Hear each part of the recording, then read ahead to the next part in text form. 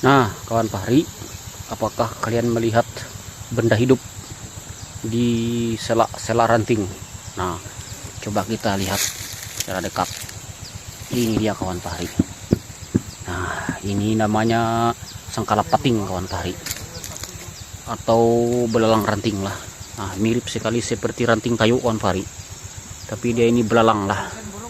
Belalang ranting namanya kawan pahari. Oke kawan pahari, mantap sekali.